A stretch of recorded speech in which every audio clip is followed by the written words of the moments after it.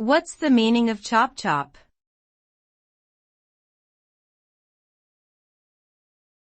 Chop chop.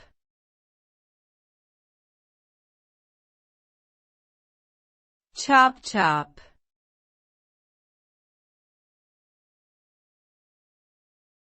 Chop chop.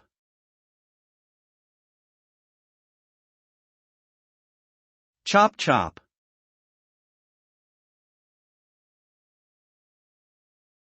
Chop chop is an informal adjective used to describe a sense of urgency or speed.